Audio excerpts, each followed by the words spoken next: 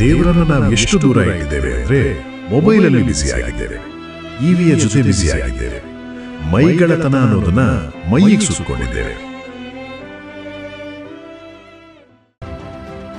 ನಿಮಗೆ ಒಂದು ಸಣ್ಣದಾಗಿ ಸಾಕ್ಷಿ ಹೇಳ್ತೀನಿ. ಚಂದನ್ ಅವನ ಜೀವಿತದ ಬಗ್ಗೆ ಹಾಗೂ ದೇವರ ಪ್ರೀತಿಯ ಬಗ್ಗೆ. ಒಂದು ಸುಂದರವಾದ ಊರು ಕನಕಪುರ. ಅಲ್ಲಿ ವಾತಾವರಣ, ಹಳ್ಳಿಯ ಸೊಬಗು ಯಾರಿಗೆ ತಾನೇ ಇಷ್ಟ ಆಗಲ್ಲ ರೀ. ಚಂದನ್ ಅವನ ಕುಟುಂಬದ ಜೊತೆಗೆ ಸಂತೋಷದಿಂದ ಜೀವನ ನಡೆಸುತ್ತಾ ಇದ್ದ. ಒಂದಿನ ವಿಪರ್ಯಾಸ ಅಂದ್ರೆ ಅಪಘಾತದಲ್ಲಿ ತನ್ನ ಕುಟುಂಬವನ್ನೇ ಕಳ್ಕೊಳ್ತಾನೆ. ಕುಟುಂಬ ಕಳೆದುಕೊಂಡ ದುಃಖದಲ್ಲಿ ಕುಟುಂಬ ಬಿಟ್ಟು ಇರಕ್ಕಾಗುತ್ತಾ? ಇಲ್ಲ. ಅಷ್ಟು ನೋವಿನಲ್ಲೇ ಇರುತ್ತಾ ಒಂದಿನ ಊರು ಬಿಡ್ತಾನೆ.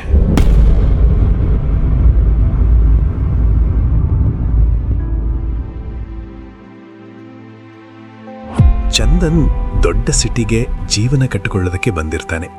ಆದರೂ ಅವನ ಕುಟುಂಬದ ಚಿಂತೆಯಲ್ಲೇ ಇರ್ತಾನೆ. ಒಂದಿನ ಚಂದನ್ ಕಣ್ಣೀರಿನಲ್ಲಿ ಕೂತಾಗ ಚಂದನ್ ಅಲ್ಲಿಯೇ, ಅಂದ್ರೆ ಕನ್ಫ್ಯೂಸ್ ಆಗಬೇಡಿ, ಸಿಟಿ ಒಳಗೆ ಒಬ್ಬ ಗೆಳೆಯ ಸಿಕ್ಕಿರ್ತಾನೆ. ಚಂದನ್ ದುಃಖದಲ್ಲಿ ಕೂತಿದ್ದನ್ನು ಅವನ ಗೆಳೆಯ ನೋಡಿ, ಯಾಕೋ ಅಳ್ತಾ ಇದೀಯಾ ಅಂದಾಗ ಅವನು ಅವರ ಕುಟುಂಬದ ಸಾವನ್ನು ಹೇಳ್ತಾನೆ.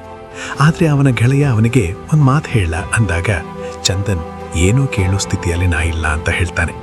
ಆದರೆ ಗೆಳೆಯ, ಕುಟುಂಬ ಇಲ್ಲ ಅಂತ ಯಾಕೆ ಟೆನ್ಷನ್ ಮಾಡ್ಕೊಂಡಿದೀಯಾ, ನಿನಗೆ ನಿನ್ನ ಕುಟುಂಬ ಇದೆ ಅಂತಾನೆ.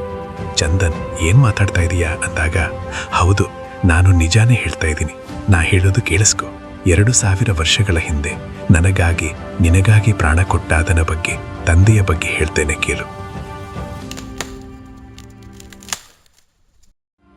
ಯೇಸು ಕ್ರಿಸ್ತನ ಜನನವು ಹೇಗಾಯಿತೆಂದರೆ, ಆತನ ತಾಯಾದ ಮರಿಯಳನ್ನು ಯೋಸೇಪನಿಗೆ ನಿಶ್ಚಯ ಮಾಡಿರಲಾಗಿ ಅವರು ಕೂಡುವುದಕ್ಕಿಂತ ಮುಂಚೆ ಆಕೆಯು ಪವಿತ್ರಾತ್ಮನಿಂದ ಬಸುರಾಗಿದ್ದದ್ದು ತಿಳಿದುಬಂತು. ಆದರೆ ಆಕೆಯ ಗಂಡನಾದ ಯೋಸೇಪನು ಸಜ್ಜನನಾಗಿದ್ದು ಆಕೆಯನ್ನು ಬಯಲಿಗೆ ತರುವುದಕ್ಕೆ ಮನಸ್ಸಿಲ್ಲದೆ ಯಾರಿಗೂ ತಿಳಿಯದಂತೆ ಆಕೆಯನ್ನು ಬಿಟ್ಟು ಬಿಡಬೇಕೆಂದಿದ್ದನು. ಅವನು ಇದನ್ನು ಆಲೋಚಿಸುತ್ತಿದ್ದನು. ಕೂಡಲೇ ಕರ್ತನ ದೂತನು ಅವನಿಗೆ ಕನಸಿನಲ್ಲಿ ಕಾಣಿಸಿಕೊಂಡು, ಎಲೆ ಯೋಸೇಪನೇ, ದಾವೀದನ ವಂಶದವನೇ, ನಿನ್ನ ಹೆಂಡತಿಯಾದ ಮರಿಯಳನ್ನು ಸೇರಿಸಿಕೊಳ್ಳುವುದಕ್ಕೆ ಅಂಜಬೇಡ. ಆಕೆಯ ಗರ್ಭವು ಪವಿತ್ರಾತ್ಮದಿಂದಲೇ ಆದದ್ದು. ಆಕೆಯು ಒಬ್ಬ ಮಗನನ್ನು ಹಡೆಯುವಳು. ನೀನು ಆತನಿಗೆ ಯೇಸು ಎಂದು ಹೆಸರಿಡಬೇಕು. ಯಾಕೆಂದರೆ ಆತನೇ ತನ್ನ ಜನರನ್ನು ಅವರ ಪಾಪಗಳಿಂದ ಬಿಡಿಸಿ ಕಾಯುವನು ಅಂದನು. ಕರ್ತನು ಪ್ರವಾದಿಯ ಮುಖಾಂತರ ಹೇಳಿದ ಮಾತು ನೆರವೇರುವಂತೆ ಇದೆಲ್ಲ ನಡೆಯಿತು. ಆ ಮಾತೇನೆಂದರೆ, ಇಗೋ, ಒಬ್ಬ ಕನ್ನಿಕೆಯು ಗರ್ಭಿಣಿಯಾಗಿ ಮಗನನ್ನು ಹಡೆಯುವಳು, ಆತನಿಗೆ ಇಮ್ಮಾನುವೇಲ್ ಎಂದು ಹೆಸರಿಡುವರು ಎಂಬುದು. ದೇವರು ನಮ್ಮ ಕೂಡ ಇದ್ದಾನೆ ಎಂದು ಈ ಹೆಸರಿನ ಅರ್ಥ. ಆಗ ಯೋಸೇಪನು ನಿದ್ದೆ ತಲೆದೆದ್ದು ಕರ್ತನ ದೂತನು ಅಪ್ಪಣೆ ಕೊಟ್ಟ ಹಾಗೆ ತನ್ನ ಹೆಂಡತಿಯನ್ನು ಸೇರಿಸಿಕೊಂಡನು. ಆದರೆ ಆಕೆಯು ಗಂಡು ಮಗನನ್ನು ಹಡೆಯುವ ತನಕ ಆಕೆಯನ್ನು ಅರಿಯಲಿಲ್ಲ.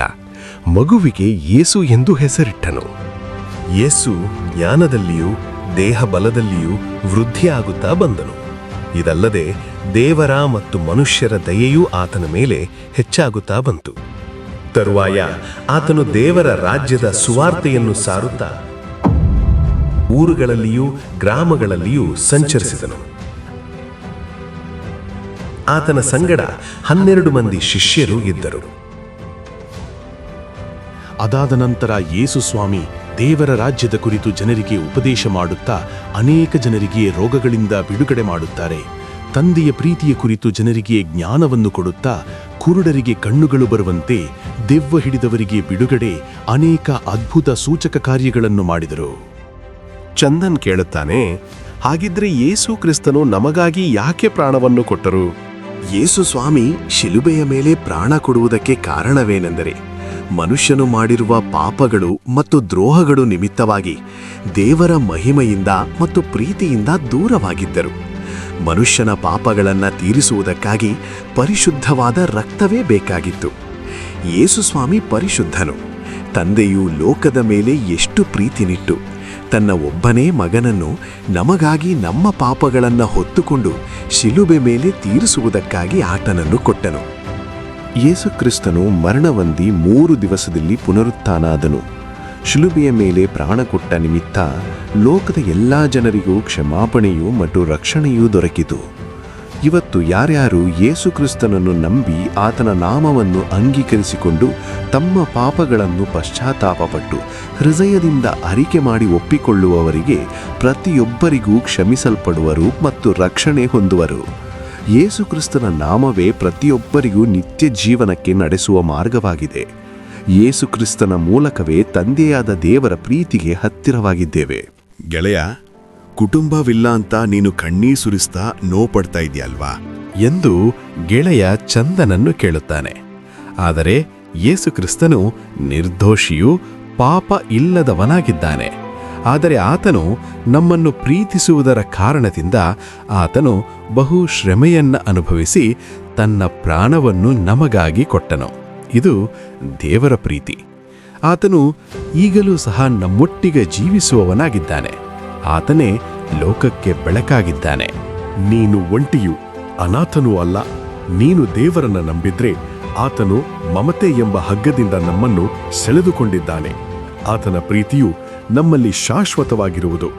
ದೇವರು ನಮ್ಮನ್ನ ತಳ್ಳಿಬಿಡುವುದಿಲ್ಲ, ಅನಾಥರಾಗಿ ಬಿಟ್ಟು ಬಿಡುವುದಿಲ್ಲ.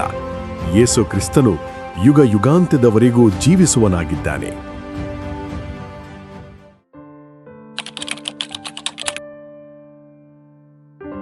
ಚಂದನ್ ದೇವರ ಪ್ರೀತಿಯ ಬಗ್ಗೆ ಅರಿತುಕೊಂಡು ಯೇಸು ಕ್ರಿಸ್ತನನ್ನು ಹಿಂಬಾಲಿಸುತ್ತಾ ಜೀವನವನ್ನು ಮುಂದೆ ಸಾಗಿಸುತ್ತಾನೆ. ಆದರೆ ಅನೇಕ ವಿಶ್ವಾಸಿಗಳು ದೇವರ ಪ್ರೀತಿಯನ್ನು ಅರಿತವರೇ ದೇವರನ್ನ ದೂರ ಬಿಟ್ಟು ಮೊಬೈಲ್ನಲ್ಲಿ ಬಿಸಿಯಾಗಿದ್ದಾರೆ. ಆದರೆ ಲೋಕದಲ್ಲಿ ಚಿಕ್ಕ ಮಕ್ಕಳಿಂದ ಅನೇಕ ಯೌವನಸ್ಥ ಹೆಣ್ಣು ಮಕ್ಕಳೇ ಅತ್ಯಾಚಾರಕ್ಕೆ ಒಳಗಾಗುತ್ತಿದ್ದಾರೆ. ಅನೇಕ ಜನರು ಪಾಪಕೃತ್ಯಗಳನ್ನು ಮಾಡಿಕೊಳ್ಳುತ್ತಾ ತಮ್ಮ ಜೀವಿತವನ್ನು ನಾಶನ ಮಾಡಿಕೊಳ್ಳುತ್ತಿದ್ದಾರೆ. ಆದರೆ ವಿಶ್ವಾಸಿಗಳಾದ ನಾವು ಈ ಎಲ್ಲಾ ಸಂಗತಿಗಳನ್ನ ಕೇಳ್ತಾ ನೋಡ್ತಾ ಸೋಷಿಯಲ್ ಮೀಡಿಯಾಗಳಲ್ಲಿ ಬ್ಯುಸಿಯಾಗಿದ್ದೇವೆ. ಎಂದು ಜಗತ್ತಿನಲ್ಲಿ ಪ್ರೀತಿಯ ಕೊರತೆಯ ನಿಮಿತ್ತ ಅತ್ಯಾಚಾರ ಇತ್ಯಾದಿ ಅನೇಕ ಸಮಸ್ಯೆಗಳನ್ನು ನಾವು ಕಾಣ್ತಾ ಇದ್ದೇವೆ. ಪ್ರೀತಿಯ ಅವಶ್ಯಕತೆ ನಿಮಗಿದೆಯೋ? ಪ್ರೀತಿಯ ರುಚಿ ನೀವು ನೋಡಬೇಕಾಗಿದೆಯೋ? ಚಂದನ್ ತನ್ನ ಜೀವಿತದಲ್ಲಿ ಪ್ರೀತಿನ ಕಂಡುಕೊಂಡಿದ್ದು, ಪ್ರೀತಿಯ ಅನುಭವ ಹೊಂದಿದಂತಹ ಇನ್ನೊಬ್ಬ ಸ್ನೇಹಿತ ಆ ಪ್ರೀತಿಯ ಯೇಸುನ ಪರಿಚಯಿಸಿದ. ಆ ಯೇಸು ನಮ್ಮ ಜೀವಿತದಲ್ಲಿ ಬರುವುದಾಗಿದ್ದಲ್ಲಿ ಪ್ರೀತಿಯನ್ನು ನಾವು ಅನುಭವಿಸಲು ಮತ್ತು ಇತರರನ್ನ ಪ್ರೀತಿಸಲು ಸಾಧ್ಯ ಆಗುತ್ತದೆ. ನಿಮಗೆ ಪ್ರೀತಿಯ ಅವಶ್ಯಕತೆ ಇದ್ದಲ್ಲಿ ನಿಮಗೆ ಯೇಸು ಪ್ರೀತಿಸುವನಾಗಿ ಕಾದಿದ್ದಾನೆ.